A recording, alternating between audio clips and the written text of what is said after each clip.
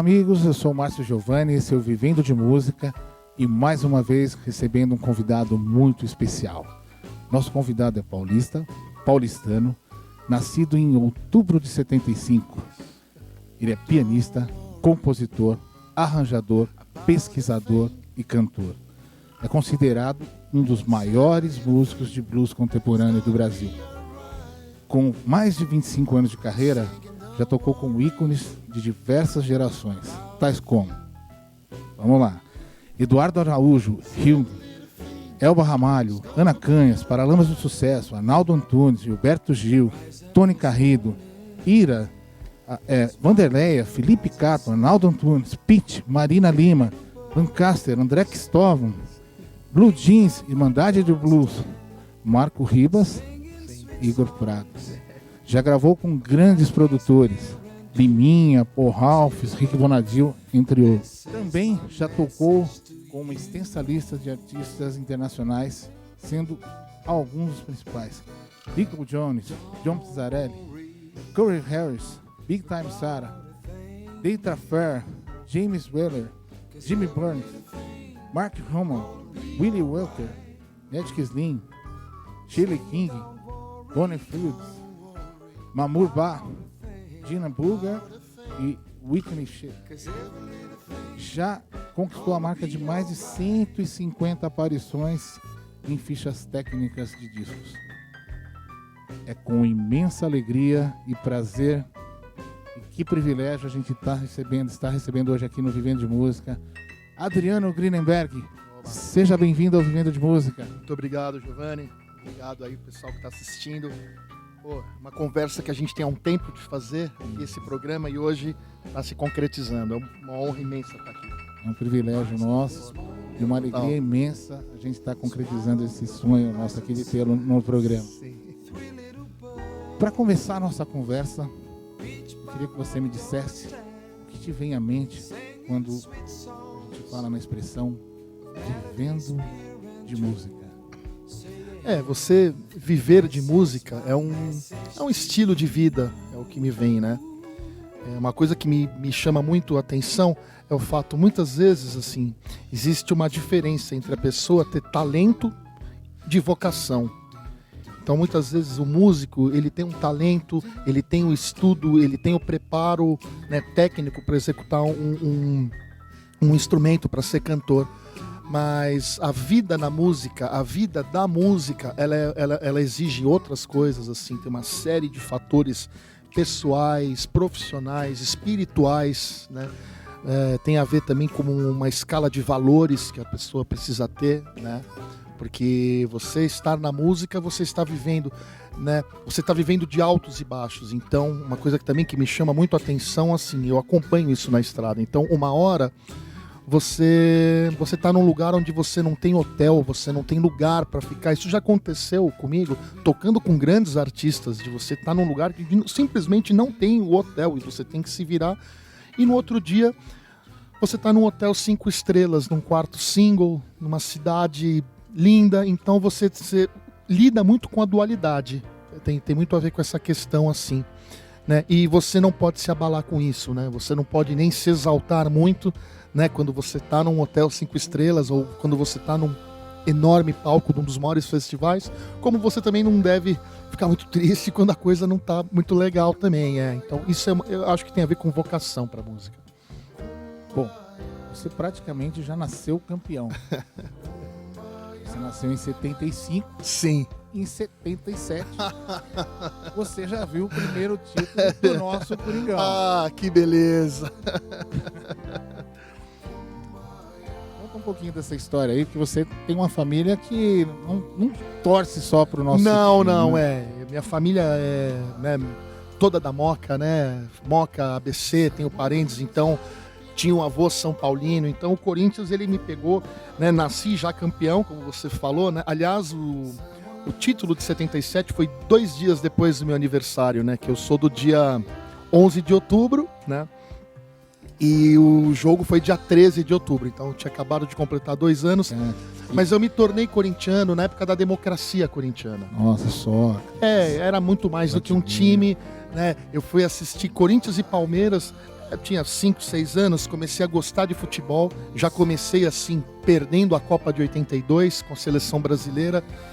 E eu lembro que dos amigos, dos primos, cada um tinha um jogador favorito. E eu não tinha muito coisa de time de futebol. Para mim era a seleção brasileira. Então tinha um que gostava do Zico, um que gostava do Falcão.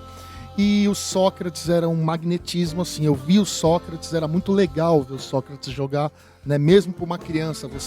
A criança ela consegue ver além, né, da pessoa. E eu vi uma pessoa maravilhosa no Sócrates. E quando eu fui ver Corinthians e Palmeiras no Paulista de 82, teve um lance que o Corinthians entra em campo, tinha aquela coisa de chuva, de papel higiênico, com os fogos.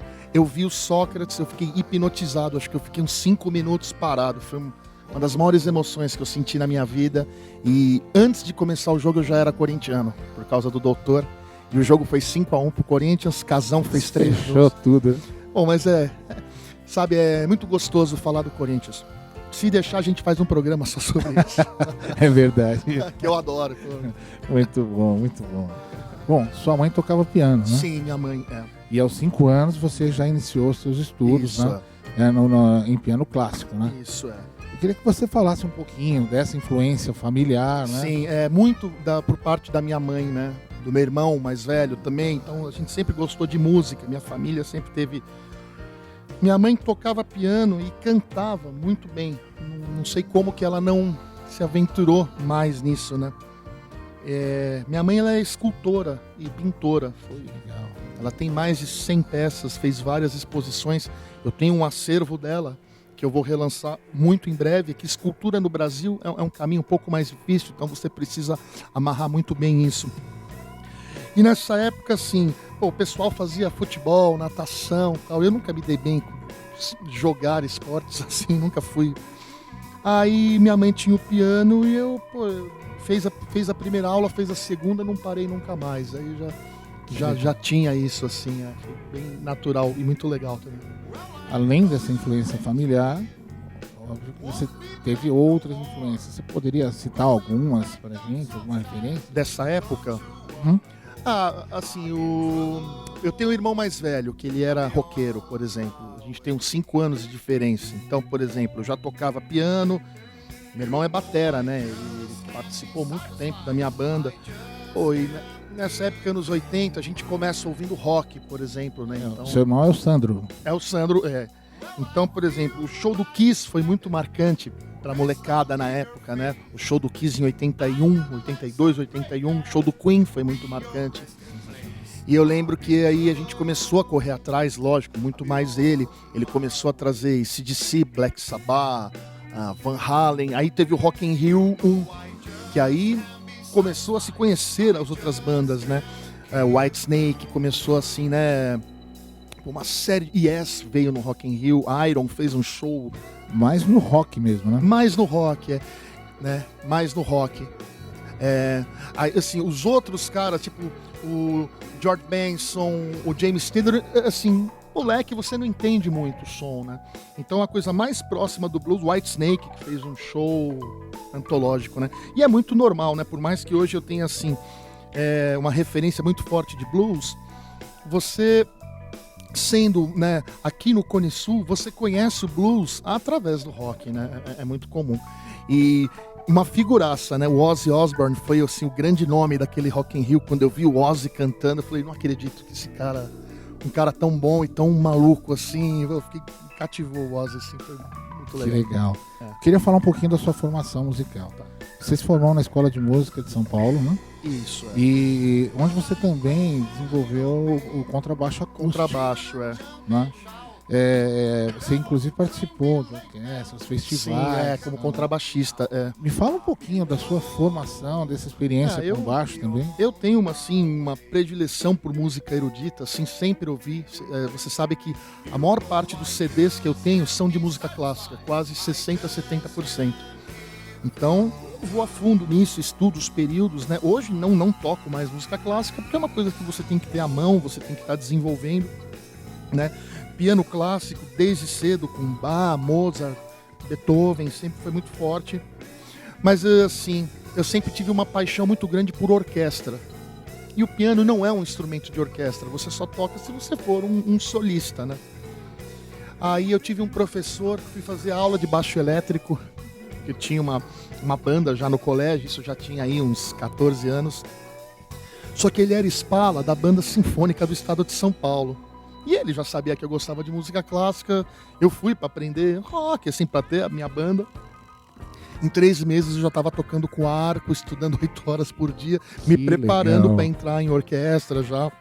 Eu fiquei bastante tempo na estadualzinha, fiz festival de Campos do Jordão. Assim, eu tive uma história de uns 3, 4 anos tocando em orquestras, né? Uma coisa que me chamou muito a atenção, tocando na estadualzinha, foi a gravação de um CD de rock, que era o CD que o Terço gravou no Palace, Live at Palace. Sensacional. De 93. Eu tô na ficha técnica desse disco. Que bacana. É o primeiro disco que eu gravei, pô, na verdade. E só aproveitando o gancho, a gente já, né, tá armando aí para gravar com o Sérgio Reis. Ah, pô, muito legal. O Sérgio Reis era uma formação, né, o Flávio Pimenta na batera, o Andrei Ivanovic, que anos mais tarde eu ia ser meu parceiro na banda Blue Jeans, né?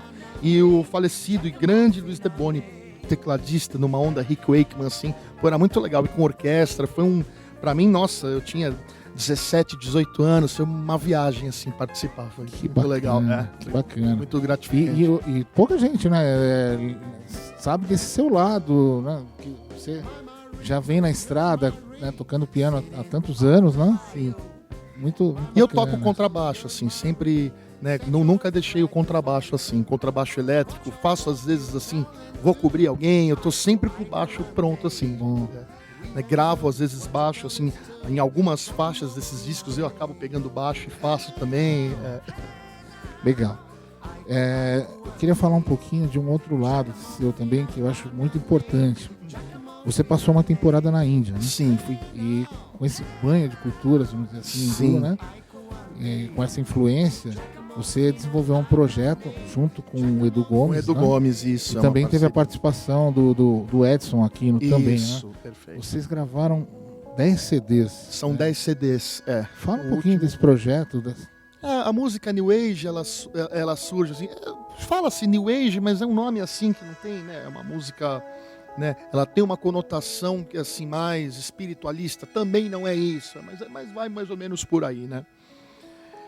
O encontro com o Edu Gomes, ele se passa da seguinte forma, minha mãe ela era devota do mestre Saint-Germain, que é, né, da fraternidade branca, tem todos aqueles mestres, minha mãe tinha os quadros, sempre achei muito legal isso, assim.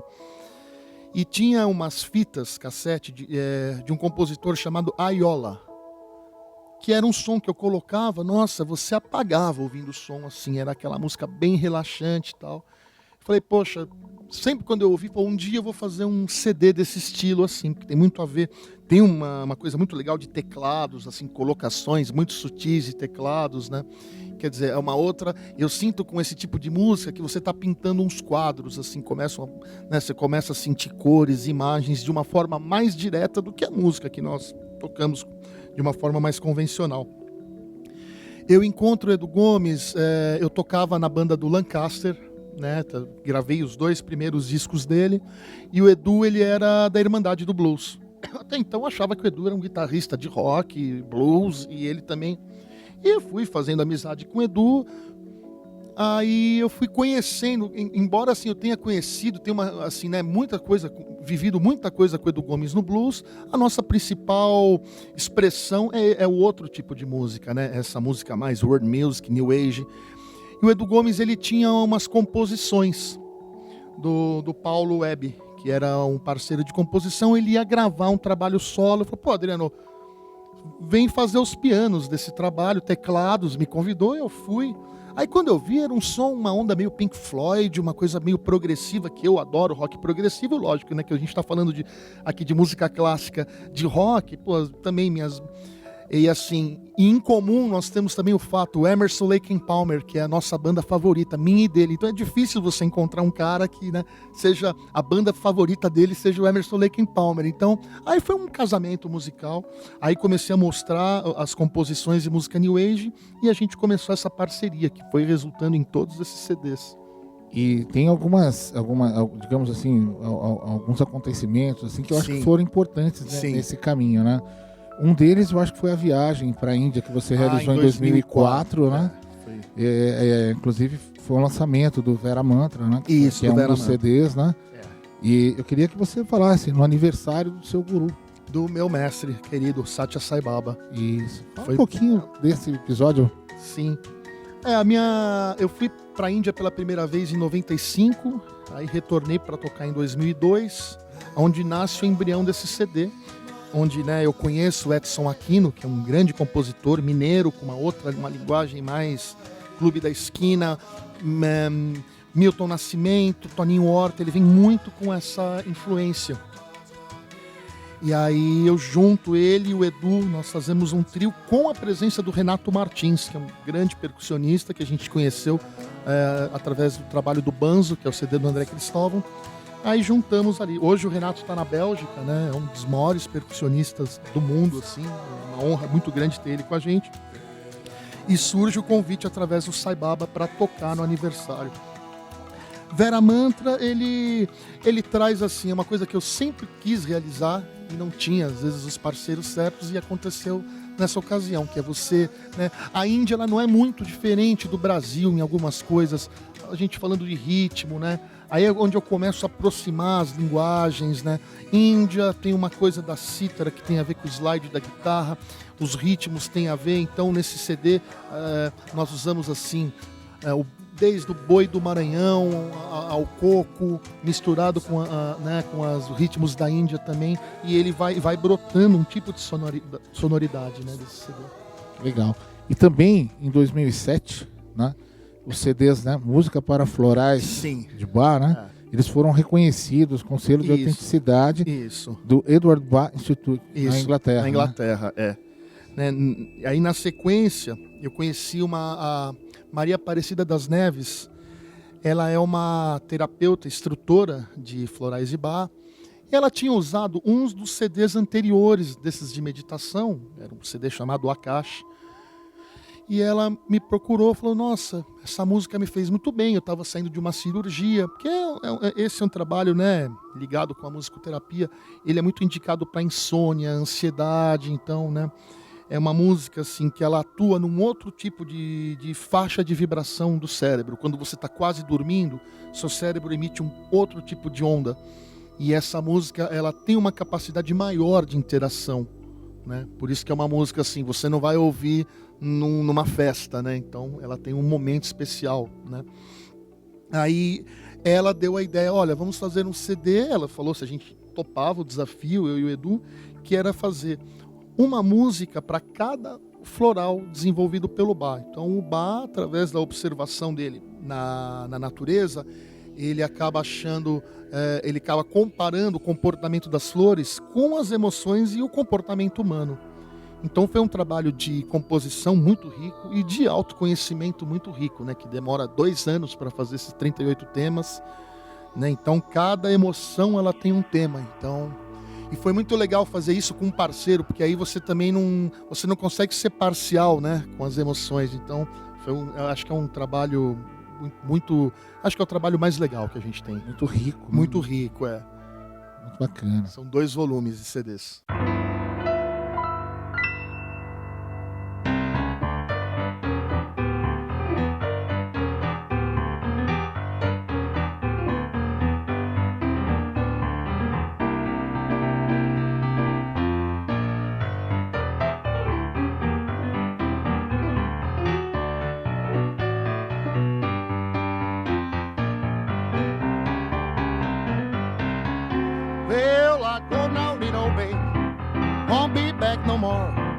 Going back there, so child, don't you wanna go?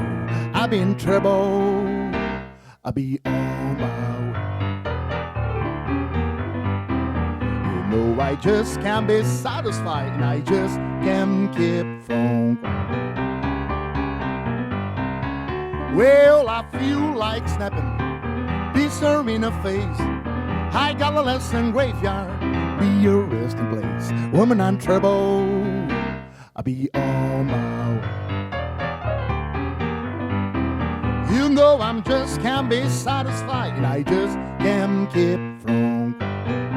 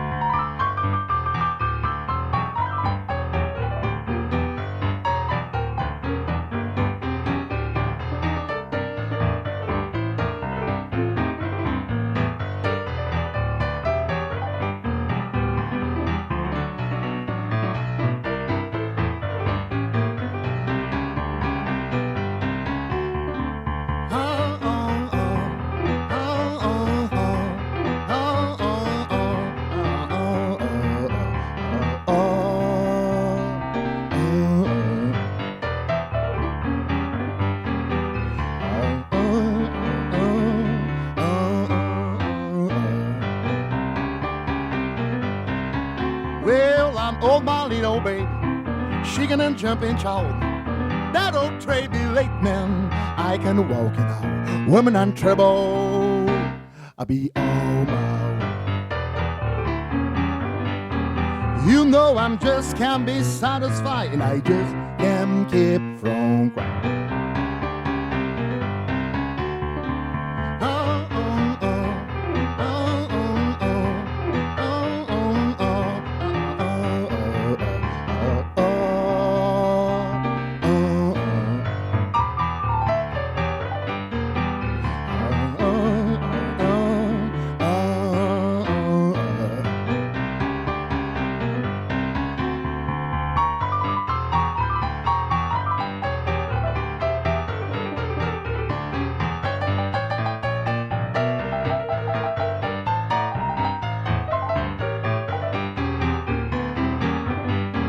You know I'm just can't be satisfied, and I just can't keep from crying.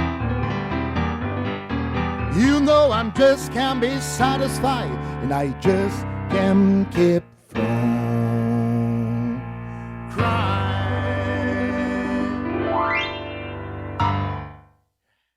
Entrando um pouquinho no blues agora. Sim.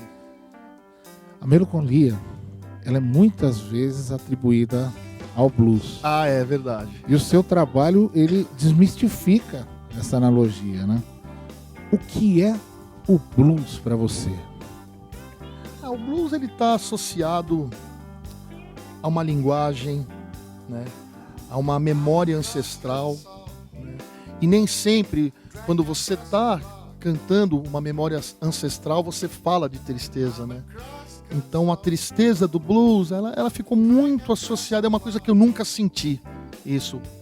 Nunca senti isso internamente assim, né?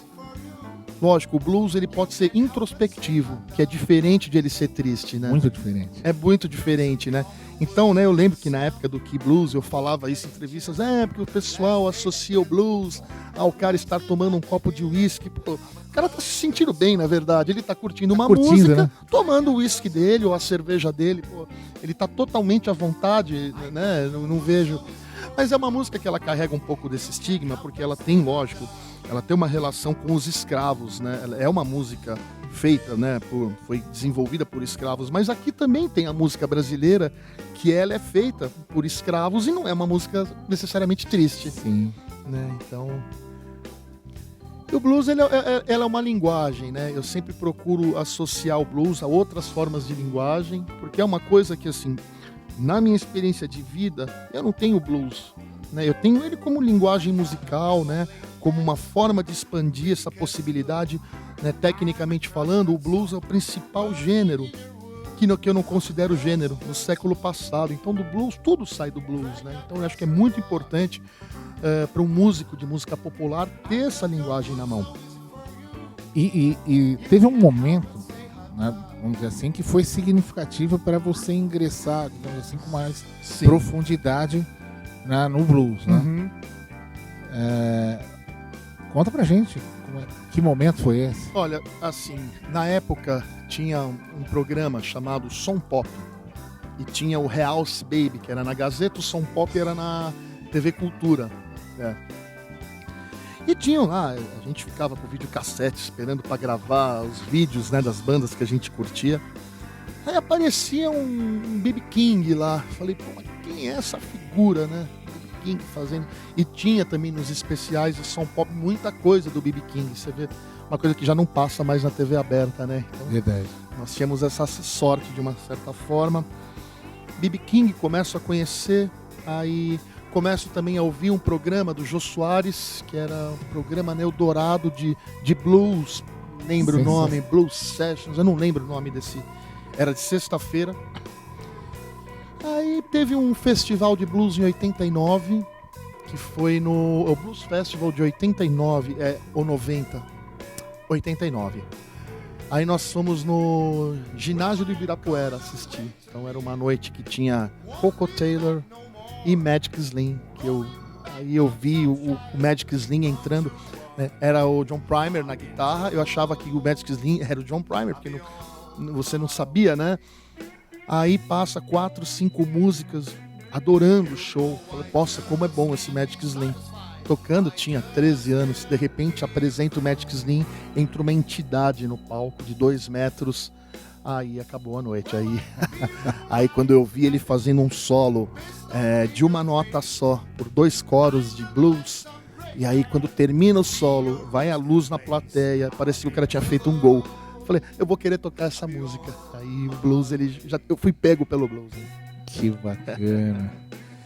Você é conhecido pelo virtuosismo, né, e conhecimento raro na linguagem do piano blues no Brasil. E aos 16 anos, você já acompanhava grandes artistas do gênero. Como é que surgiu essa oportunidade na sua vida e como foi esse impacto, assim, você tão jovem, já inserido nesse universo aí com estrelas, né, vamos dizer assim, do blues? O primeiro artista que eu conheci, que eu comecei a tocar, foi o J.J. Jackson, que tá nativo até hoje, grande J.J. E aí surgiu essa oportunidade de fazer um show, eu ia fazer um show só com ele. Eu ia tocar no Fico, ele ia fazer um dos shows de encerramento do antigo Fico. Festival interno do Colégio Objetivo. Que eu estudei no Objetivo um tempo. Aí eram assim, eu lembro que eu tinha tocado, minha banda tinha concorrido no FICO um ano anterior, aí no outro eu tava tocando com atração, foi uma coisa boa. Pô, que legal, que maravilha. Aí não tava mais concorrendo. Eu tive o privilégio de participar também, porque era muito legal. Era muito legal, o FICO Aí assim, eu não tinha essa linguagem de blues, eu ouvia, começava lá, aquela coisa... Era uma coisa bem crua, assim, de blues, assim, né? Não tinha uma desenvoltura, né? Eu ouvia, não imaginava como que se tocava aquilo, porque não tem partitura, né? Blues, você fica ouvindo ali e começa a ir atrás daquela linguagem. Eu já estava interessado.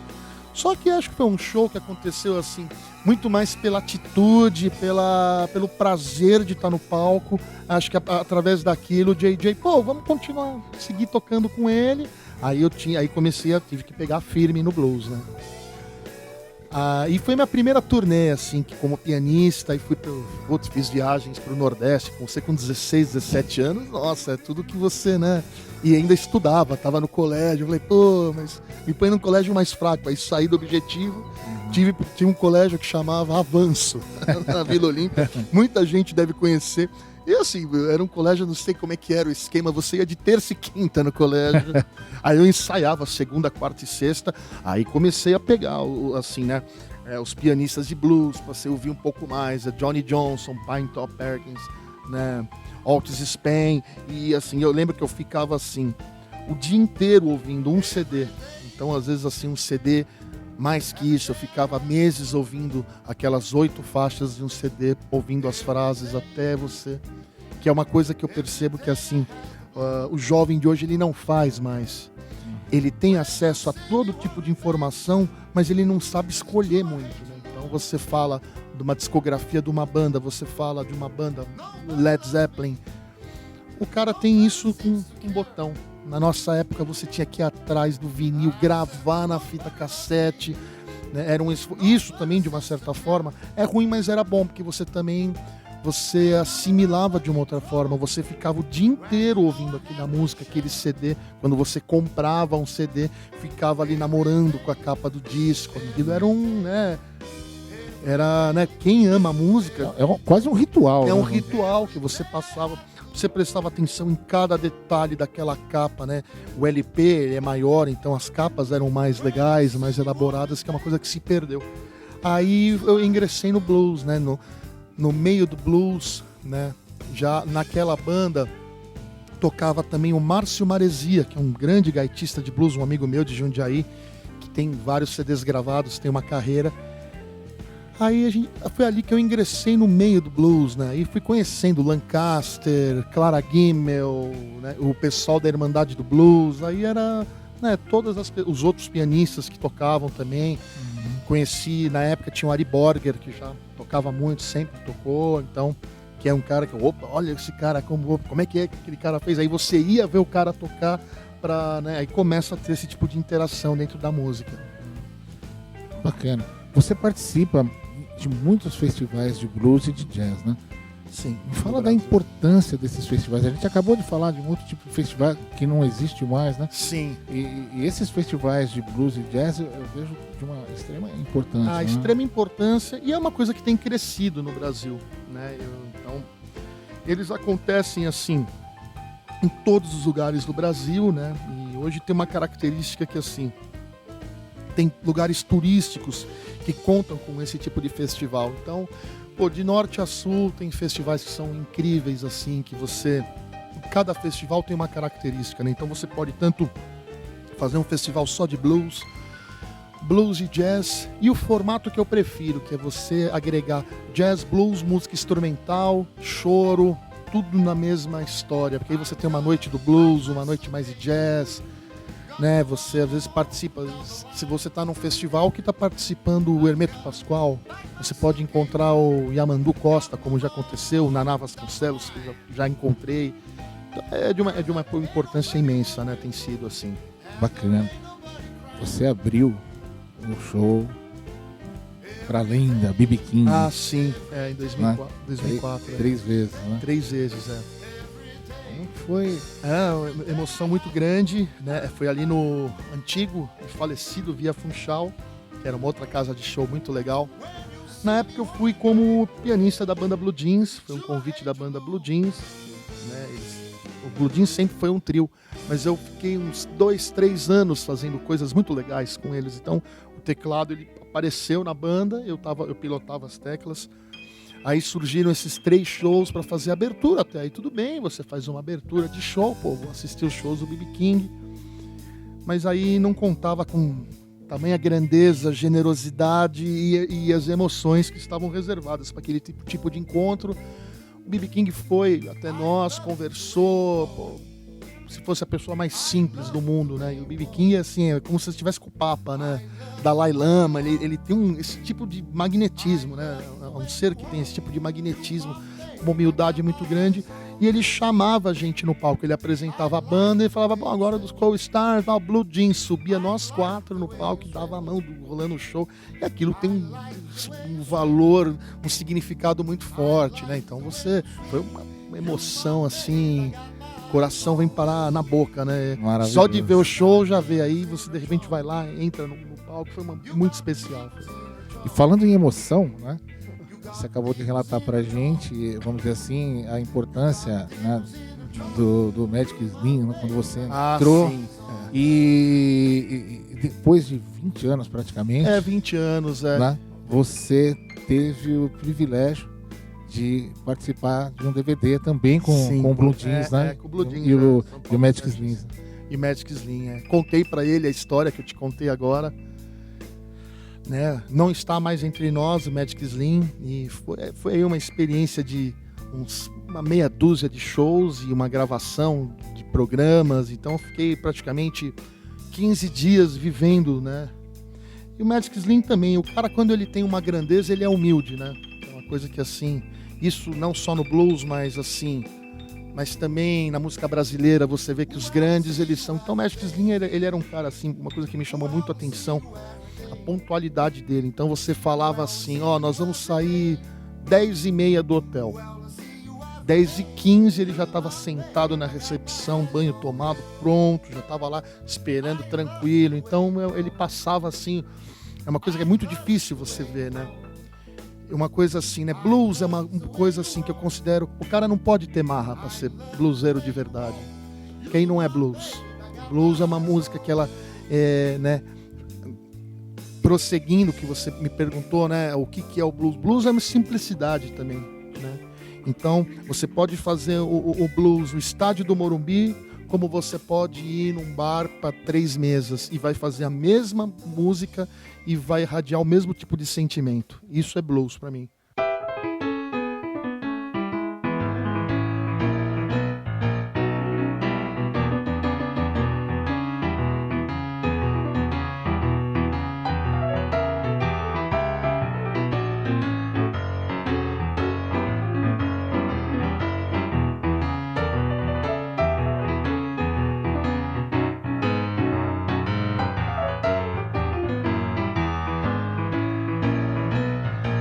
We'll see, CC Rider. We'll see what you have done. I will see, CC Rider. We'll see what you have done. You know I made me live her. Now your lover man has gone. Well, I going away, baby, and I won't be back to fall. And I won't go away, baby, and I won't be back to fall. Need to find me a good girl, one I won't be back at all. Whoa, see, CC Rider. Whoa, see, CC Rider. You know I made me love you. Now your lover man has gone.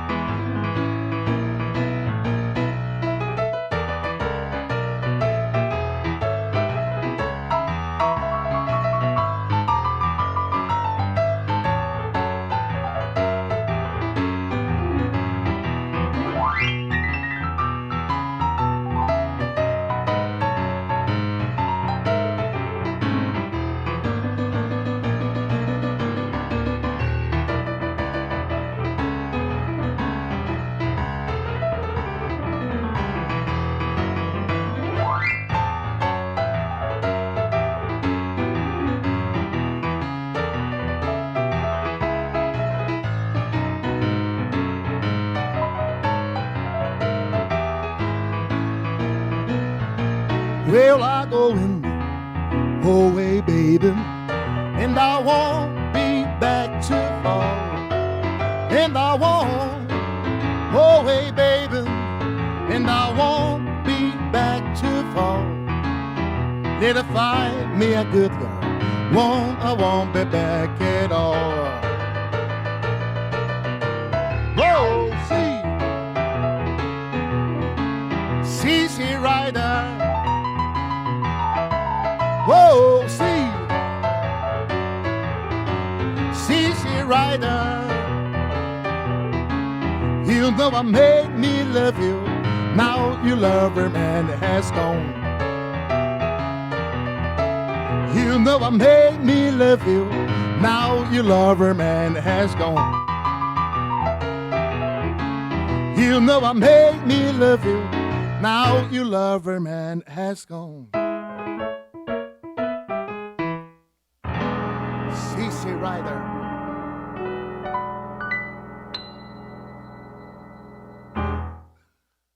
Bom, eu queria falar um pouquinho de um outro lado, assim, de uma outra vertente da sua musicalidade. Você tocou com uma banda de expressão grandíssima, né? Por alguns anos, né? Praticamente 3 anos, né? Com a banda Ira. Que experiência foi essa? O Ira vem numa fase, foi a fase quando eu comecei a acompanhar grandes artistas, né? Então, O contato com o Ira vem através do Nazi, que é amigo até hoje, né? O Nazi, ele sempre foi um grande entusiasta da cena bluseira nacional, então ele sempre levou Marcos Ottaviano do Blue Jeans, Sérgio Duarte, né? Ele sempre se cercou de músicos nessa linha de blues, né? Eu tive a chance de ser uma pessoa em muitos momentos, né? Eu conheci o Nazi numa festa da revista Blues and Jazz, que tinham aquelas canjas e tal, e eles faziam uma banda que chamava Blues and Jazz All Stars, e recebi os caras para dar canja. Eu era o pianista dessa banda, eu tinha acho que uns 16 anos, né? Aí conheci o Nazi, assim, no primeiro vez que eu toquei com o Nazi, ele é uma figura, já ajoelhou ali do lado do piano, fazendo aqueles duelos, assim. Aí ele foi um cara muito generoso, muito legal comigo, né?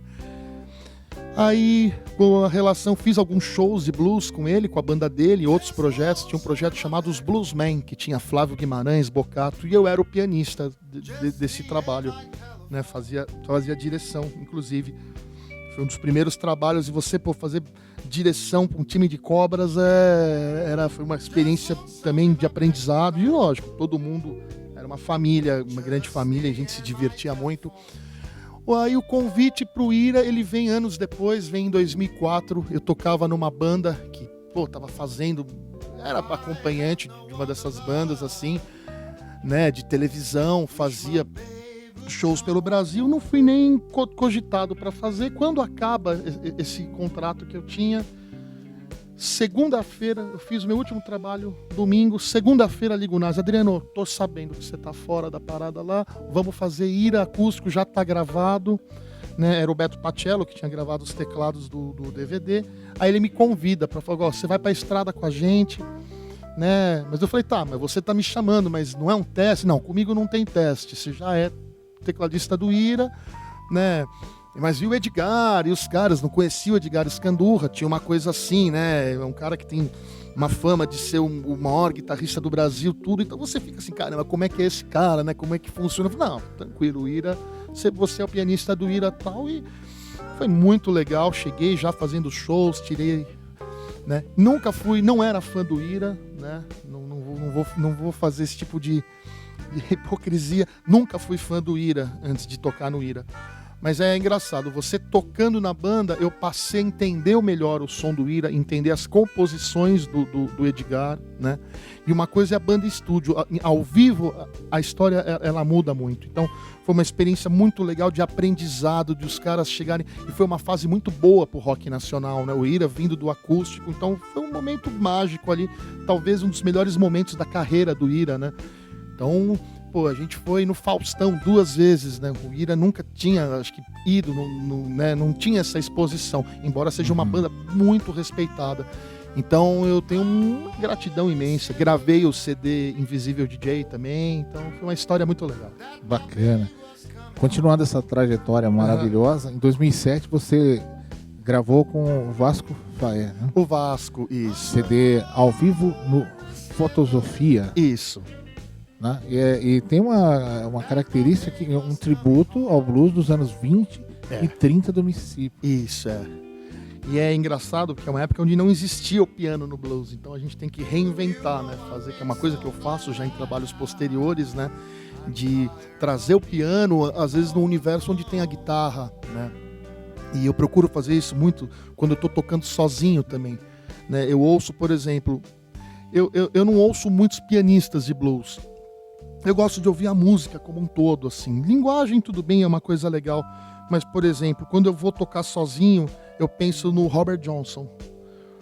O tipo de polirritmia que ele faz. Então, você ouve o Robert Johnson tocando, tem uma hora que parece um blues, tem hora que parece uma subdivisão que veio dar origem à funk, ao soul depois. Então tem uma riqueza rítmica muito grande, independente do instrumento que o cara toca. Então eu ouço muito essa questão, o pulso, né? O tempo 2 e o 4 que o músico tem, independente do instrumento que ele toca. Parceria com o Vasco, ela existe até hoje, né? Vamos completar 20 anos de parceria. E o Vasco é o parceiro, assim, onde eu exploro a minha vertente mais bluseira, né? Aí a gente mergulha mesmo nesse blues dos anos 20, 30, né? que não é fácil também você hoje encontrar músicos, né, que tenham isso e que você se dê bem também, né? O Vasco, acho que ele é o maior cantor de blues do Brasil, um dos maiores instrumentistas, então é muito fácil, é muito legal trabalhar com ele. Bacana. E em 2010 veio, vamos dizer assim, o primeiro voo solo, né? Exatamente. Que blues. Que blues, esse CD aqui. O Que Blues, ele vem de uma fase assim, onde eu começo a perceber na minha vida, sabe, quando você termina meio que assim, um noivado, casamento ali, né, o Ira, eu fiquei muito tempo na estrada com Ira, né, e outras bandas, assim, de ficar assim, num mês você ficar 5 dias por mês na sua casa, longe de família, e não ter família. Aí é um momento assim, onde eu tô tocando com Ana Canhas, né? Ana Canhas é uma artista que não faz tantas viagens, então são shows que você faz mais no eixo Rio, São Paulo e Brasília, nessa época. Aí acaba a minha história, eu falei, bom, agora eu vou fazer um disco solo, embora já tivesse vários discos autorais em parcerias, eu não tinha um CD puramente solo. E ele vai de uma forma, como eu já disse, é um CD despretensioso, porque eram músicas, o Adriano Greenberg Quarteto, ele existia assim, o Adriano tá em excursão com Ira, então eu fazia um show a cada 3 meses, juntava eu, na época era o Sandro, o Rodrigo Joffre, que tá até hoje com a gente, é o que ficou da primeira formação, e o Edu Gomes. Bom, vamos se juntar e fazer. E foi surgindo esse repertório, que são clássicos de blues, né? São músicas assim imortalizadas por guitarristas em geral, B.B. King, Albert King, você tem, né, Jimmy Rogers, então eram clássicos assim que tocavam nos anos 90 e eu fui me adaptando e de uma certa forma reinventando, né? Você faz versões totalmente diferentes dos originais com as letras dos originais. Praticamente assim, eu levantei o repertório que eu tinha na mão, que eu desenvolvi ao longo de 10 anos já. A banda já tinha 10 anos, mas era um projeto assim, ele acontecia quando eu podia. Aí eu assumo o Adriano Greenberg como um artista, como uma carreira solo, aí começa essa trajetória. E até isso que me chamou a atenção, essa mudança vamos dizer, de status, de atuação. Sim. Isso foi tranquilo para você? Porque é muito diferente, né? Ela, no começo ela é tranquila, porque você acompanha vários artistas, então bom, eu só vou tocar com a minha banda quando realmente for um negócio muito legal, você tem esse lastro. Então, no começo ela é tranquila, depois ela vai se tornando dramática, né? Você, enquanto você tá assim, 50% com trabalho solo e 50% acompanhando, tá legal. Porque é muito prazeroso e assim, eu sempre gostei de acompanhar também artistas assim, que é uma outra vertente. Meu cérebro funciona de outra forma, acompanhando um Felipe Cato, que eu tive, foi um trabalho que eu adorei ter feito, a própria Ana, Ira, nem se fala, né? O trabalho solo, ele também é extremamente prazeroso, mas você tem que desenvolver uma outra história, você tá com todo... Porque às vezes você tá num show, eu vou mudar a música. Se eu tô sentindo que o público quer outra música, tô sentindo aqui que eu tô falando com você, por exemplo, eu posso falar uma outra coisa que eu não tinha nem... Então é uma coisa que você gere mais, né?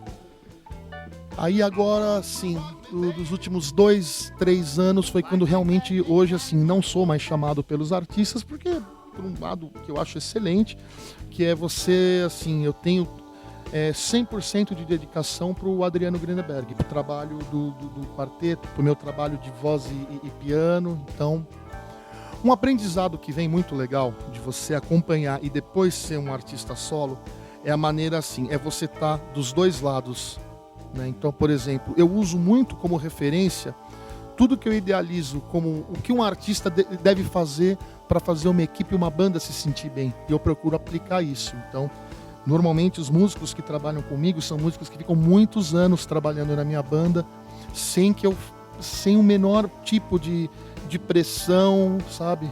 Então, eu sinto isso de uma forma muito forte. Eu sinto que os músicos sobem com muito prazer no palco para tocar. Isso é muito bacana. Que é muito legal. Isso é um aprendizado que eu tenho através de experiências positivas e negativas que a gente tem com artistas, né? Então, por exemplo, o músico, ele é uma peça fundamental de uma banda, né? Você não pode... O músico jamais pode ser uma pessoa, um profissional, jamais pode ser uma pessoa descartável. como acontece muitas vezes no meio. Pô, a gente sabe de histórias. Eu nunca tive, assim, histórias muito ruins, assim, mas já me senti descartável. E é muito ruim para um profissional. E você está lidando com arte, você está lidando com sentimento, né? A arte ela é diferente das outras formas de atividades, né? Então, o músico, muitas vezes, você fica lá 4, 5 anos. Já aconteceu. Eu fiquei lá, não é no IRA, eu fiquei 3, 4 anos ralando com uma artista que eu acompanhei. E, de repente, uma pequena discussão num show, a pessoa grava o disco que você gravou, Feliz Natal, Feliz Natal, Feliz Natal, ouve o disco na confraternização de Natal, janeiro tem o show e você não é chamado para fazer. E essa pessoa some, e você não recebeu nenhum muito obrigado. Né? E você ralou, você, no começo aceita fazer por cachês menores, então isso é uma coisa, assim, é um sentimento muito ruim de você ter. Depois essa pessoa, depois de um ano, ela me escreveu, falando, não deveria ter feito isso, e eu reconheci, bom, tudo bem, ficou numa boa, mas é muito ruim você ter esse tipo de sentimento, e pior do que isso, é você colocar esse sentimento no coração de uma pessoa, de um profissional que trabalha com você. Verdade. Eu sempre, vamos dizer, cito alguns exemplos assim da importância dos músicos, da estrutura que envolve, né, um espetáculo. Então, por exemplo, a gente pode pegar, sei lá, Roberto Carlos, Fábio Júnior, vamos dizer assim, que foram pessoas que ao longo dos anos aí tiveram um reconhecimento grande, né, público. Imagina essas pessoas só com o seu violão, sem a estrutura, sem os excelentes músicos que os acompanharam ao longo de sua trajetória. Será que a repercussão do mesmo trabalho teria a mesma intensidade? Realmente não. Então acho que isso já mostra né, a importância, né, que quem está junto, acompanhando, aliás, eu não diria que está acompanhando, eu diria que está fazendo acontecendo junto, né? Lógico. E você citou quem? Roberto Carlos, o cara que tem a mesma banda há 20, 30 anos. Exatamente. Então aí já diz tudo, né? Exatamente. Exatamente. Entendeu? B.B. King teve 30 anos, 20 anos. Não que seja obrigatório isso, mas é uma prova. Mas é o respeito. É um respeito, a consideração. Né? A longevidade, ela faz parte, né? Ela está relacionada, sim, ao sucesso de um projeto. Bom, eu queria também falar de uma outra circunstância da sua grandiosa carreira. O seu brasileiro com o maior número de participações em CDs e DVDs de blues. De blues, sim. Isso é muito bacana. Isso é um reconhecimento também. Sim, é um reconhecimento desse trabalho. Sim. Eu acho que aqui no Brasil, nessa cena, acho que com quase todos os grandes artistas, eu tive a honra de gravar e de me relacionar bem também, que é uma coisa, né? Lógico que, né, isso também se deve ao fato de o piano não ter uma quantidade tão grande de pianistas, né, de blues no Brasil que sejam especialistas nessa linguagem. Isso é uma coisa que contribui muito para chegar nesse número, né? Agora eu estou chegando perto. Eu estou gravando CD de um bluesman de 16 anos, é um cara que vai chegar muito legal aí, o Pedro. É o meu 53º ou 4º disco de blues. Que legal. Fora os outros artistas que você grava também. Também são mais de 100. Né? Sim, com outros artistas, sim, 150, algo perto disso. 150, em torno disso.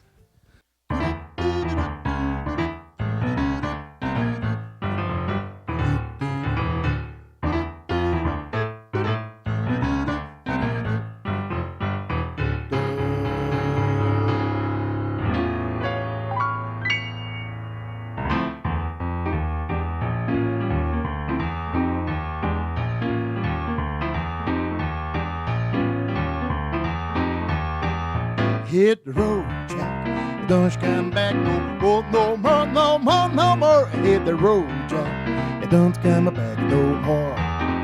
What you say? Hit the road, Jack. Don't come back no more, no more. Hit the road, Jack. Don't come back no more.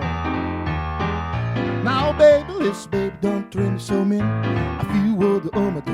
never sin. I guess if you say so, have a pack my friends and go.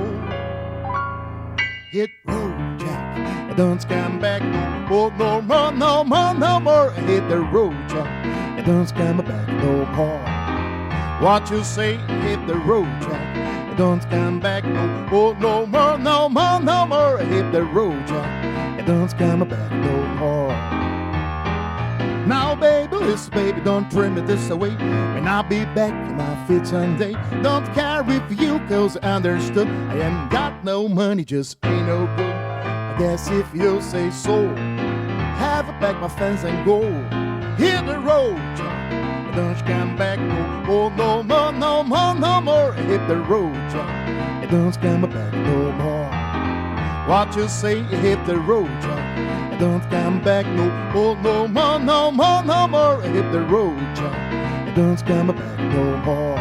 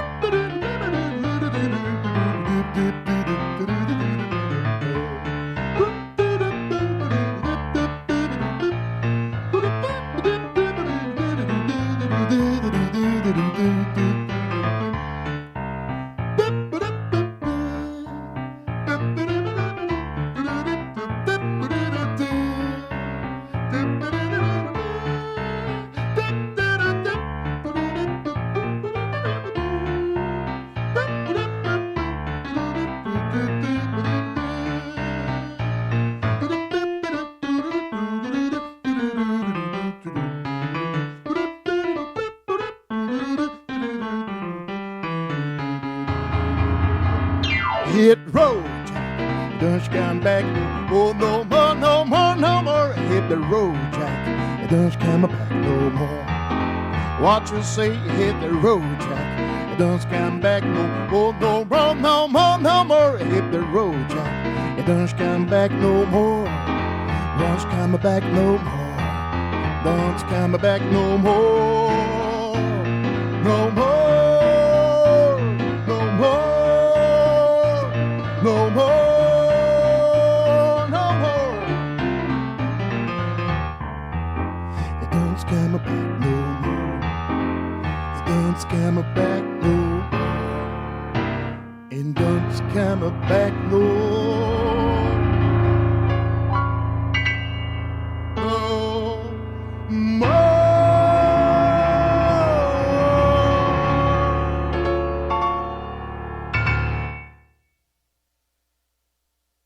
Tem um projeto que você participou, né, em 2012, que também me chamou a atenção.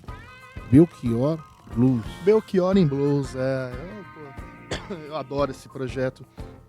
Foi uma iniciativa com vários artistas de blues, feita pelo meu amigo Roberto Maciel, lá de Fortaleza. Ele é um apresentador também, ele apresenta o jornal local ali. Com o gaitista Jefferson Gonçalves, que vai muito pro Nordeste. Então fizeram uma ideia. Falei, pô, Belchior em Blues, eu sou fã do Belchior. Mas eu fiquei pensando, caramba, e agora, como é que vai ser? Eu comecei a pensar em umas músicas do Belchior, eu falei, puta, dependendo da música que me derem, eu vou arregar. Você tem que ter muito... Puta, e eles deram a música que eu queria. Aí me mandam essa daqui, ó. Saia do meu caminho, eu prefiro andar sozinho, deixe que eu decida a minha vida.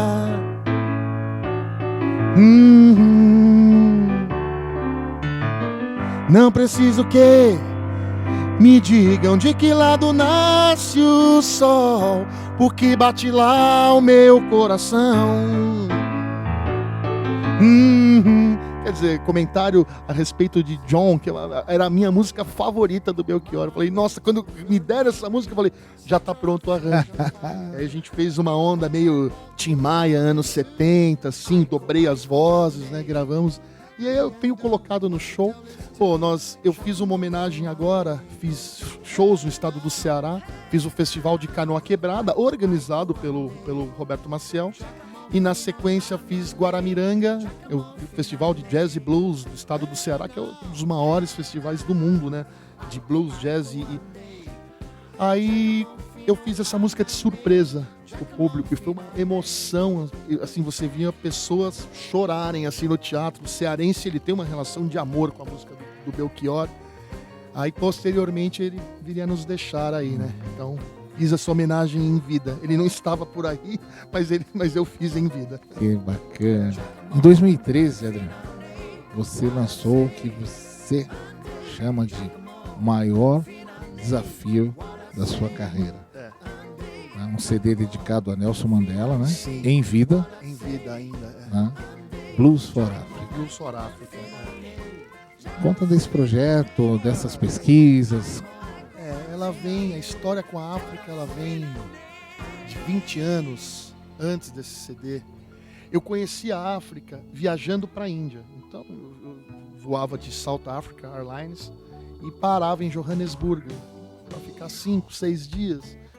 Como eu fui 3 vezes para a Índia, sempre parava na África, ficava um pouco, conheci, fui, né, foi entrando de várias formas, né, essa cultura. Aí uma admiração muito grande, né, meu avô Basílio, ele contava histórias do Mandela quando eu tinha 7, 8 anos, né, a mensagem da vida dele. Então sempre tive um encanto muito grande e sempre ouvir músicas da África me trazem uma emoção, me trazem uma lembrança, não sei de onde, mas eu tenho, né, a África me traz nostalgia, me traz sentimento, né? Todas as vezes que eu toco uma música africana, eu peço permissão para aquele povo, para aquele pedaço de terra, para que eu possa fazer isso, né? Sendo alguém aparentemente de fora da África. E essa relação, ela vem com todos, né, com expressões de todos os cantos da África, né? Desde a cultura iorubá, que eu acho linda, tem uma música em iorubá, o Lodumare, que eu toco aqui, né, faço no setlist daqui, né? Embora não seja seguidor especial de nenhum tipo de religião, mas acho que cada uma tem coisas muito legais. Me encanta muito também a linguagem de onde nasce realmente o blues, que é no norte da África. Então você tem aí uma África moura, árabe, berbere, que se mistura com os povos, né, debaixo do Saara, que é um povo que ele não tem uma definição, é como o povo brasileiro, né? Então, né, você fala do povo Tuareg, que é o povo que está no deserto do Saara, que pega ali o Mali, Mauritânia, um pouco do Senegal, né? E curiosamente, né, você tem também, aqui no Brasil nós temos também essa relação da cultura moura, por isso que o blues ele é parecido com o baião em algum, né? Não que eles tenham tido relação, mas é porque a fonte é a mesma, a matriz é a mesma. É uma matriz que ela não é puramente moura e não é puramente negra, ela se mistura ali no norte da África, né? E são os escravos que vão para os Estados Unidos, né, desenvolver essa linguagem que se chamou blues, que são work songs, né? Isso é música africana, né? Essa coisa de cantar no trabalho é uma coisa africana. Nós temos aqui o som das lavadeiras, é um work song também. No Brasil nós temos também. A diferença é que são de distintos lugares da África, né? Então você tem aqui, né?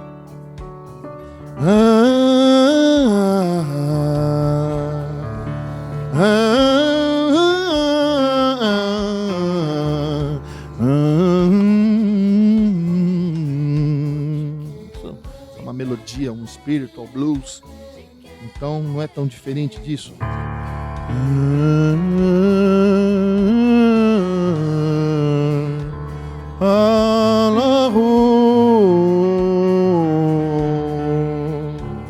Que vem, né? Isso é um canto sufi, né? Sufi são aquele é uma ramificação do islamismo, que é a única ramificação que ela é matriarcal.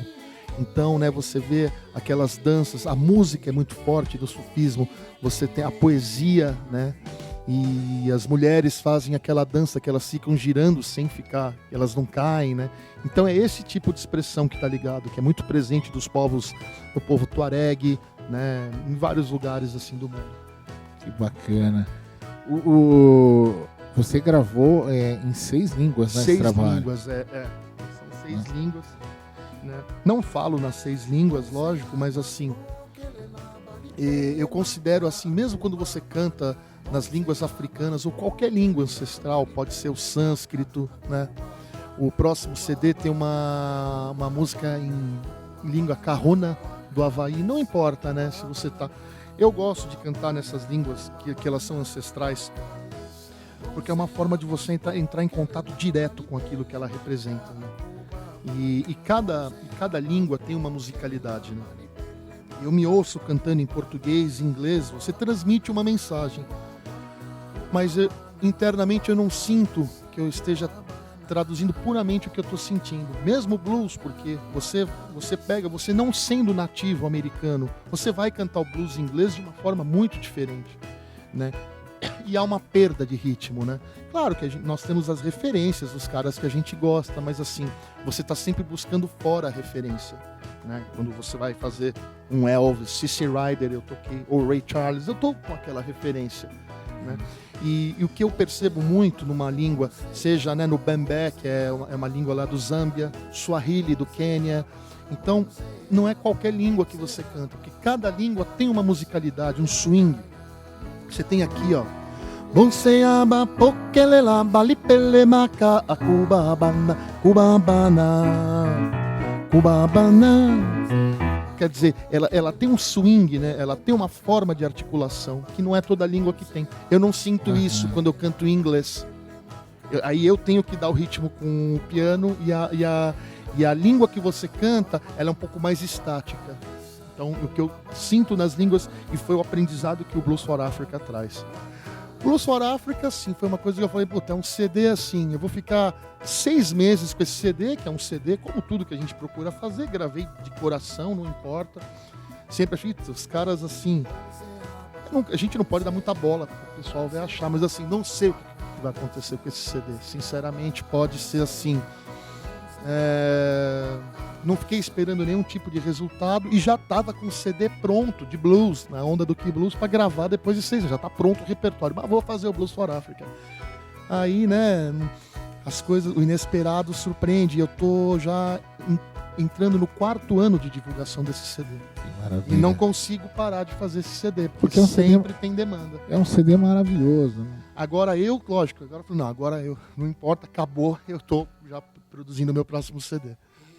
Conta um pouquinho desse novo trabalho pra gente. Acho que o próximo trabalho, né, assim, ele é um trabalho mais solto, né? Então, é engraçado, né?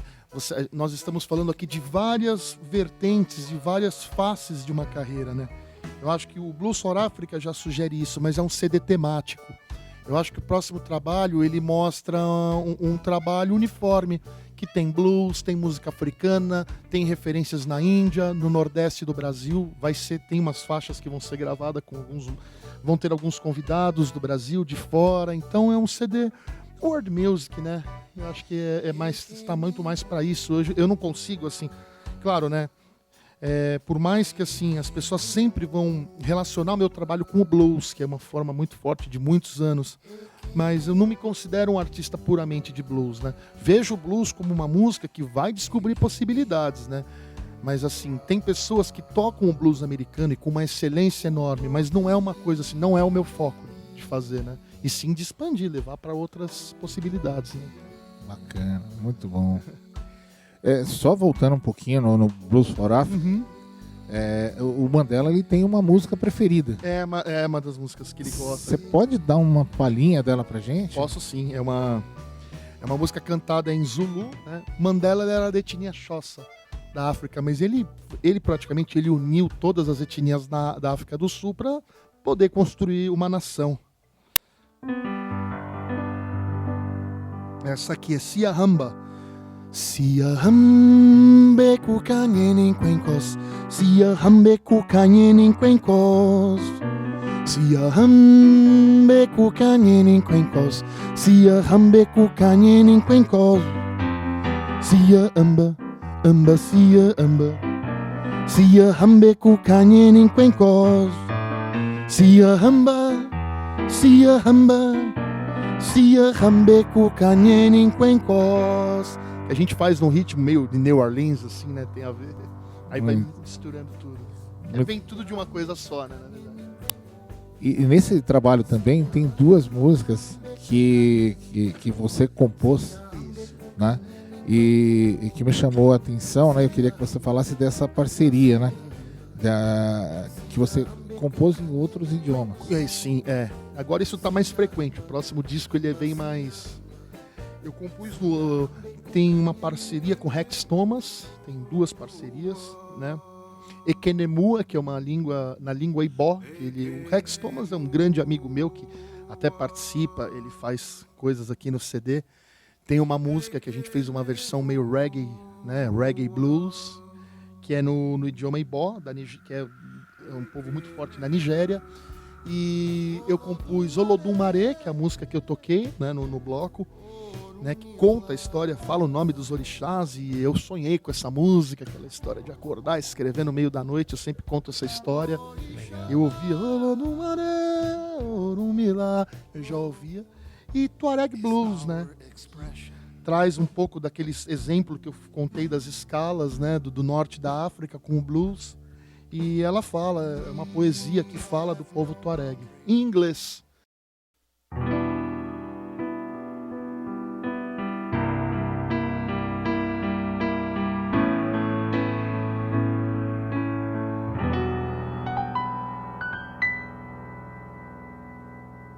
Olodum Maré, Orumilá, Orixalá, Logunedê,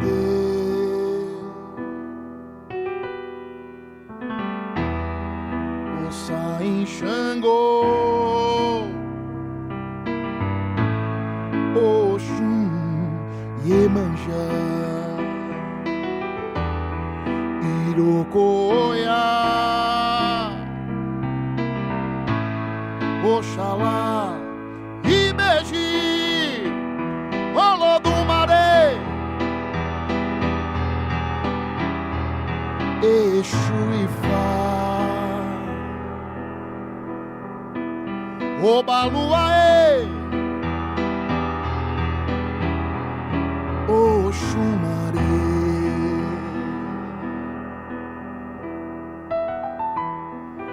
Oxóssi Xangô, Oxum, Iemanjá, Irocoiá, Oxalá, Ibeji.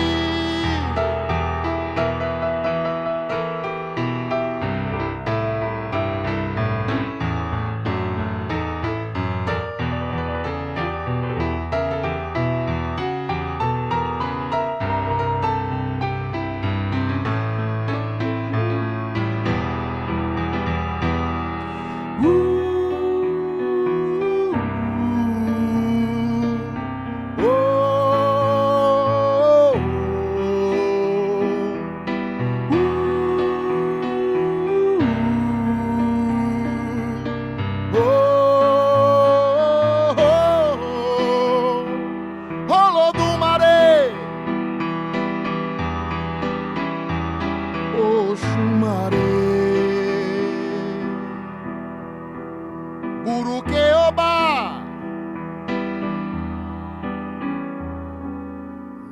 Ogum Orixá,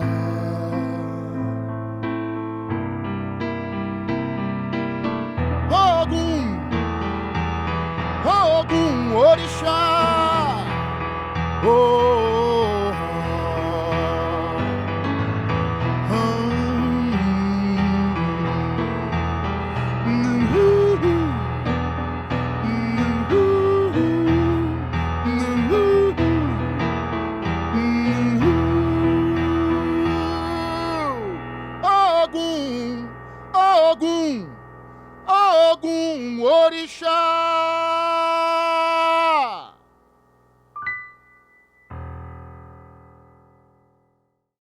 como é que funciona o seu processo de composição normalmente? Pois é, tava contando em off aqui pros amigos.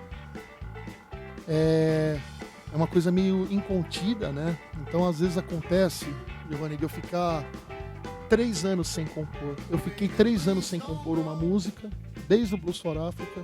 De repente, no final do ano passado, em São Paulo, esses dias que ficam entre o Natal e o Réveillon, que é uma época que eu adoro, Cidade Vazia, eu compus assim 8 músicas em 3 dias. Eu juntei o material para o disco novo. E antes disso, na época do Florais de Bar, 38 músicas surgiram. Então é um processo que às vezes para, às vezes vem. É uma coisa assim, não forço para que apareça e também... Mas é muito engraçado. Eu tenho alguns hiatos bem longos de ausência de composição. Isso acontece. E agora eu estou numa fase, voltei a uma fase muito criativa também. Aí é hora de gravar, né? Fazer trabalho novo. Que bacana. Breno, seria de explorar muito se você desse uma canjinha de algo que virá nesse próximo trabalho? Ai. Será? Só uma canjinha, só uma canjinha.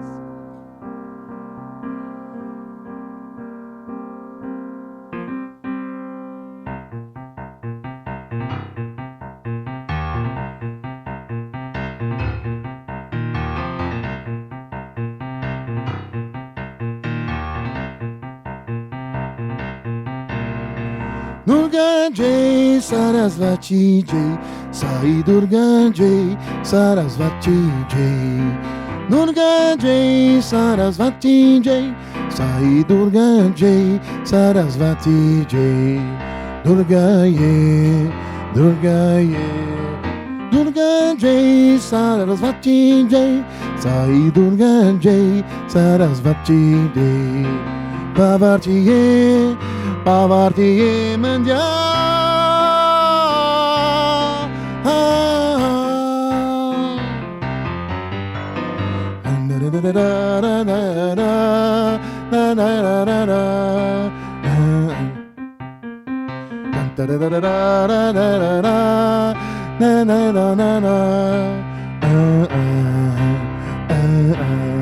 mais ou menos, tô terminando a letra ainda, mas é mais ou menos nesse estilo assim.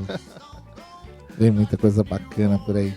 Vem coisa legal. Tô gostando muito, assim, apaixonado pelas músicas.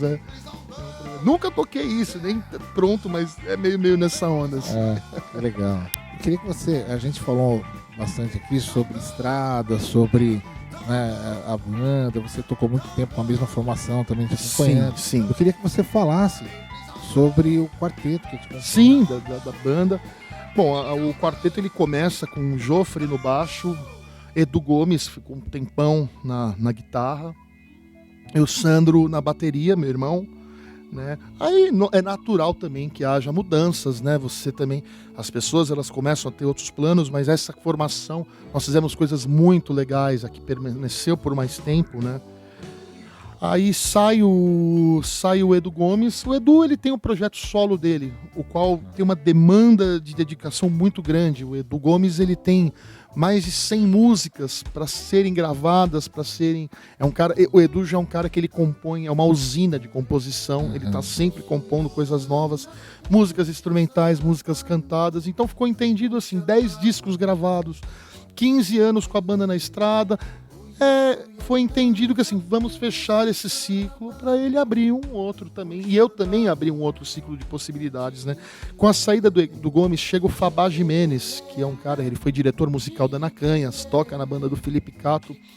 Eu acho assim, eu digo que ele é talvez o melhor guitarrista que eu já toquei. E olha que eu já toquei com grandes guitarristas, que a gente cita. O Fabá é um cara único, um cara muito inventivo, ele vê a guitarra não só como um instrumento de solo, mas a maneira como ele compõe. Então a entrada do Fabá traz uma riqueza, traz uma característica mais contemporânea, né? O Sandro também, no final do ano, ele para se dedicar aos outros projetos também. Ele tem também um trabalho que roda, faz aí toda a América do Sul, ele tá fazendo as coisas dele. E entra o Marco da Costa, que é o cara que, já gravou Maria Rita, já tocou, é do batera do Isca de Polícia, então é um dos maiores bateristas, assim, então é saudável essa troca muitas vezes, né, pra você. Então hoje eu tô com essa formação, O Rodrigo Joffre no baixo também, ele parou uma época também, tocou o Rodrigo Canales de Curitiba, ele ficou ano passado com a gente. Então, né, tá sempre... é necessário essas trocas, né? Elas vão mudando o som, que é importante também. Legal. E nos seus espetáculos você tem essas formações. Isso, Adriano, quarteto. Às vezes tem percussão também. Que eu tenho Isso usado. é outra coisa que eu estava lendo, né, pesquisando sobre o seu trabalho. Uma das coisas que me chamou a atenção é que você, em algum momento, você cita que você está inserindo esse novo elemento no seu trabalho. Sempre que possível eu gosto, adoro. Quando você trabalha com uma percussão bem colocada uma vez, você não consegue mais não trabalhar, né? No Blues for Africa grava a Michelle Abu, que ela tocou comigo no Ira, né? Ela fazia percussão no Ira, toca uma série de trabalhos hoje com a Elza Soares, ela faz com todo mundo também. E o Felipe Romano fez alguns shows com a gente, que é um mestre de maracatu lá de Santos, né? Então, sempre quando eu posso, eu gravei agora o Blues for Africa Sessions, que é uma sessão ao vivo em estúdio com percussão também, fazendo. Eu adoro. O CD vai ter percussão com certeza. Que bacana. E o outro formato é esse que a gente está vendo hoje aqui também, que você vem viajando aí o país, né? Que é Adriano e piano, né? O piano blues, foi uma coisa que assim, eu resisti muito para fazer e através desse projeto de fazer piano e voz, eu comecei a perceber melhor, como eu estava falando, a música do Robert Johnson, a música de caras que se acompanham sozinho, né? Porque numa mesma levada você subentende outras levadas dentro. E o que eu senti? Eu comecei a fazer temporadas em algumas casas, terça-feira numa casa, de segunda a segunda quase tocando, durante um ano mais ou menos. Então, claro, você está sempre buscando evolução. Depois de um certo tempo que você toca, a evolução ela se torna mais lenta, é natural. Aliás, se você não tiver perda, já está muito bom, né? Você não perder o que você tem já é muito bom, depois de uma determinada idade, depois de um determinado, né, nível de estudo que você chega. Então, o que comecei a perceber? Em um ano, eu evoluí como pianista mais do que em 10 anos, fazendo sozinho. Outro tipo de frase, outra forma de colocação e também voz. Então eu começo a gostar de mim como cantor, que demora, né, para você se apreciar como cantor, é um processo dificílimo assim. Então eu passo a me ouvir e gostar do que eu estou cantando, porque você coloca a voz de uma outra forma e você também está sozinho, você fala, puta, hoje eu vou mudar a levada e o tom dessa música, vou diminuir, vou aumentar. Aí você chega para a banda, essa música nós vamos tocar de tal forma. Então é um laboratório fantástico e eu adoro fazer. Fiz agora na Virada Cultural, né? Fiz 2 shows de piano e voz, adorei fazer assim, né? Eu sinto que você consegue também transmitir tanto quanto você estando com uma banda. Muito bom. Bom, eu queria falar agora sobre os prêmios que você recebeu. Né? Nós recebemos, né? O Adriano ele é bicampeão do Prêmio Profissionais da Música, né? Isso. Em 2016 foi a categoria Rock e Blues. Rock né? Blues, E em 2017, né, a gente estava juntos lá. Sim, falamos antes, né? Falamos, tá? E ele novamente teve o privilégio, né, merecidamente, de ser vitorioso na categoria Blues. Blues, que agora foi separado Rock e Blues, o que é muito assertivo por parte do prêmio. É uma alegria muito grande, né? Assim, eu dou parabéns aí ao programa, e muito feliz, torci muito, a gente conversou antes, né? E eu conversava com você lá, que assim, estar na final é muito legal, já é um reconhecimento enorme, né? Eu acredito assim, eu nunca fiz, a gente não faz programa e nem música para ganhar prêmio, você nunca espera. Mas quando vem, é uma coisa que é um reconhecimento muito grande, né? E muito difícil você, numa escolha, bater um primeiro lugar. É uma coisa bastante difícil. É bastante difícil de se acontecer. Mas eu fiquei muito feliz. Poxa, é um reconhecimento, é uma coisa que faz com que as pessoas voltem os olhos para você, né? De todos os artistas que estavam lá também nas finais, né? Foi muito legal vocês ganhando o prêmio. Sim. A gente comemora, e a maneira como você dedica a sua esposa, suas filhas, foi muito bonito, assim. Eu torci muito quando eu vi que vocês tinham ganho, eu fiquei feliz pra caramba. Muito legal. E é um prêmio que cresce cada vez mais, né? E é um prêmio de uma seriedade muito grande, né? Eles acabaram de vamos dizer assim, de se associar, né? Sim. A entidades fora do país. É um prêmio. E você vê, né, o calibre dos vencedores, dos finalistas. Sim. Você tem Hamilton de Holanda, né, o Filó Machado, o Oswaldinho da Cuíca. Então, o pessoal que ganhou, né, de todas as plataformas. Débora Gurgel como arranjadora, que é, né, então é muito legal você fazer parte de uma galeria que conta com essas pessoas. É só alegria. Foi especial. Foi especial. Esse ano, E assim, até aproveitando, né, o primeiro programa que a gente está gravando. Sim. Né, e esse contato também que nós fizemos lá, né, o pessoal pergunta, né, pô, o que o prêmio vai trazer para você? Pô, ele já nos deu a felicidade de estar aqui com o Adriano. Claro. Né, a gente já, através desse contato, a gente já estreitou, né, as relações, já conseguimos estar gravando. Pô, e foi muito especial porque todos nós sabemos, a gente acabou de estar. A gente está contando a sua trajetória, são anos de dedicação à música. De todas as formas. Esse aqui é o 50º, você falou, são mais de 50 programas. Histórias como essa. É uma coisa que demanda muito dedicação, esforço, e você se aprimorar, né? Exatamente. Se ver, se corrigir. E ganhar também essa confiança, essa credibilidade para você poder caminhar cada vez mais longe. E gera um aumento de responsabilidade também, né? Isso aí, até a gente estava conversando aqui nos dias que se sucederam aí a premiação, eu estava falando para eles que isso agora nos leva para outros lugares, né? Sim. Mas isso é importante também, né? Como você está falando, quando você assume, por exemplo, a carreira de frontman, aí, né? Passa também a ser um crescimento pessoal, né? Porque daí você já começa a ter que se importar com outras coisas. Além de tocar, e isso faz parte, né? Eu acho que é bacana pra gente. A gente, vamos dizer assim, até na cerimônia lá eu falo sobre isso, né? E isso me dá mais vontade, me dá... Eu lembro disso, é verdade. De seguir à frente e contar histórias lindas e maravilhosas como é que a gente está tendo o privilégio aqui de ouvir. De dividir essa alegria, né? Sim. Adriano, eu queria que você me dissesse se tem algo que eu não te perguntei, que você gostaria de falar, que gostaria que eu perguntasse para você.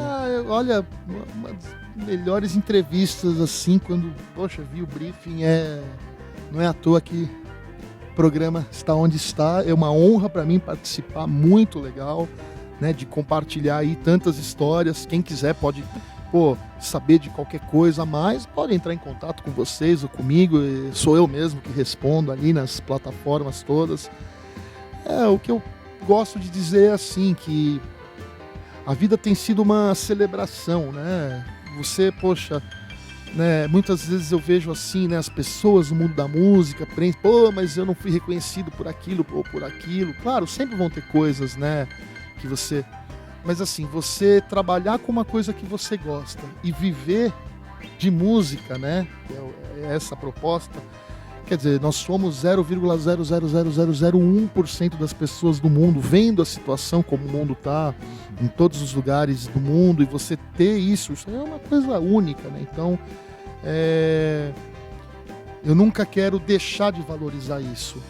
Isso tem um valor muito grande, assim, sabe? Por mais que a gente possa reclamar das coisas, mas você tá em cima de um palco, tocando, fazendo a música que você gosta, a música que você compõe do seu disco, e ter algum tipo de reconhecimento por isso é uma coisa, é uma dádiva muito grande, tem que ser celebrado em cada momento.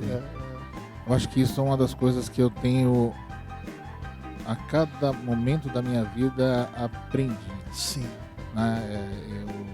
A gente corre muito, né, para conseguir realizar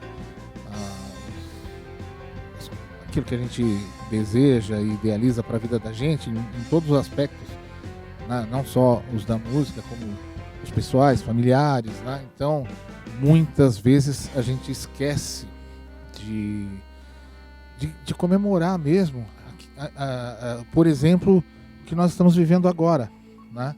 Essa possibilidade de estar juntos, né? Num estúdio como esse, se encontrando, né? Com uma áurea bacana, né?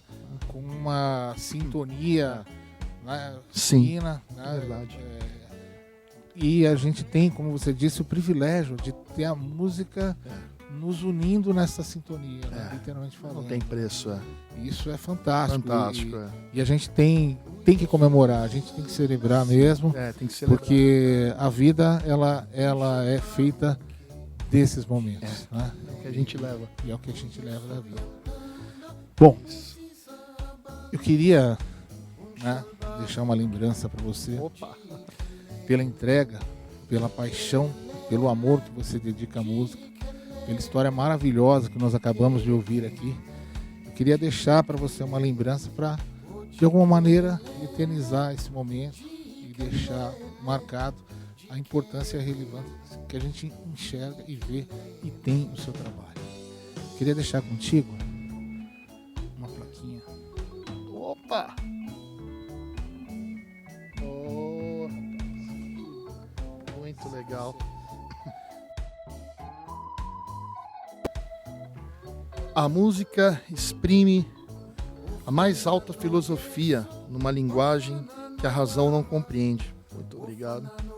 O programa Vivendo de Música tem a honra de homenagear Adriano Greenberg pela paixão, dedicação e contribuição ao mundo da música. Aqui. Consegue? Eu fico muito feliz, surpreso, honrado, e isso aqui vai ser guardado com muito carinho do lado também do prêmio. Muito obrigado, Giovanni. Eu que Pelas agradeço. palavras, pela sensibilidade aí com que você realiza essa história toda, né? É muito legal quando uma pessoa ela vai a fundo na sua história, ela se dedica à sua história. Eu me sinto honrado de você levantar tantas coisas assim, de tudo que eu fiz, e realmente não há nada que não foi dito. Eu espero construir daqui para frente, para voltar daqui a alguns anos, algum tempo, para contar a história que começa a partir desse momento. É o que a gente deseja, que novos encontros aí a gente possa ter para realizar novamente, contar, vamos dizer, atualizar a história. E não só isso, a gente, ano passado aí, a gente conversou e falou, né, sobre a questão do empreendedorismo, da necessidade da gente estar buscando novas alternativas e fazendo novos projetos. Que esse seja o primeiro momento aí de outros que a gente se encontra aí realizando novas coisas, novos projetos e seguindo com essa sensibilidade. E sabe o que eu achei muito legal? Você vê, nós estamos quase 1 hora de programa, não sei quanto tempo nós estamos.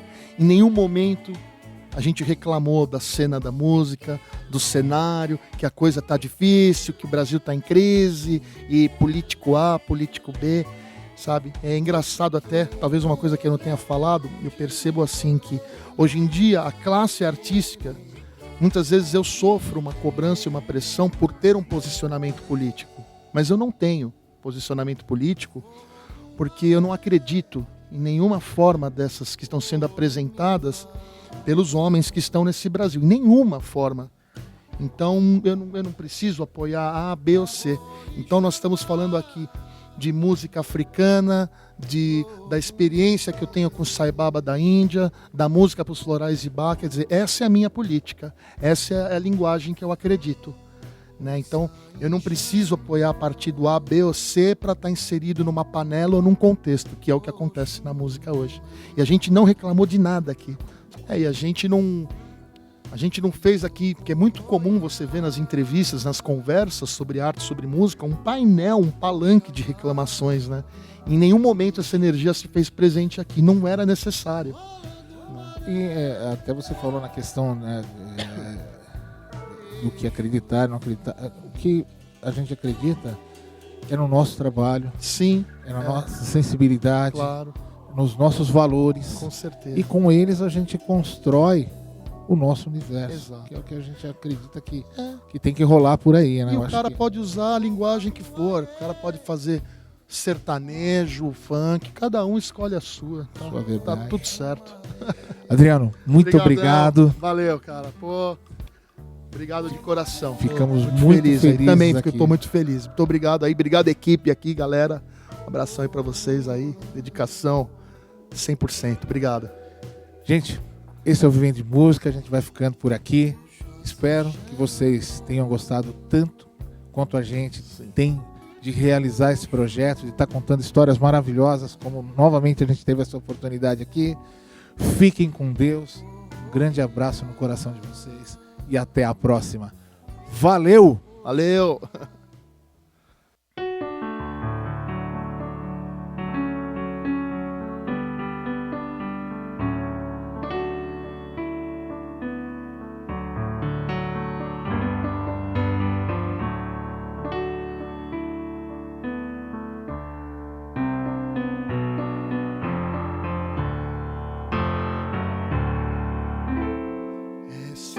A mesma história, alguém com quem eu quero ficar.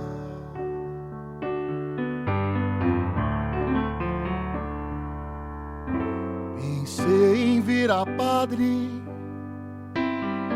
largar nas mãos de Deus, deixar pra lá.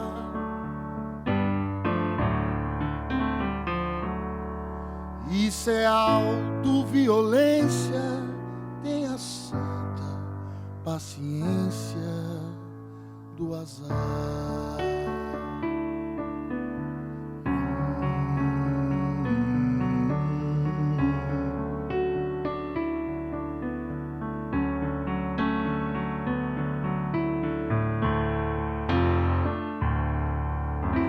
Você me fotografa, seduz e descarta por aí.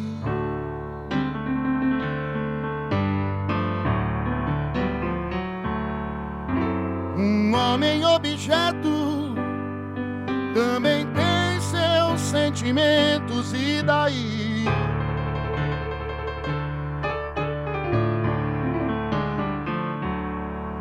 Sigo os passos de Judas ou me benzo com arrudas e alecrim.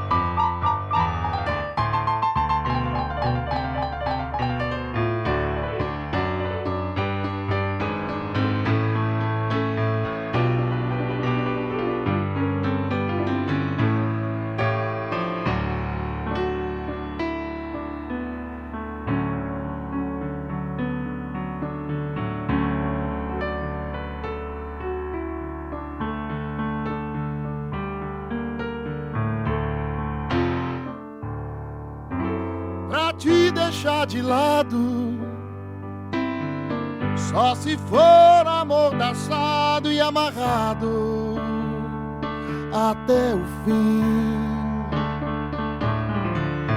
É um jogo violento, onde só eu me arrebento por você.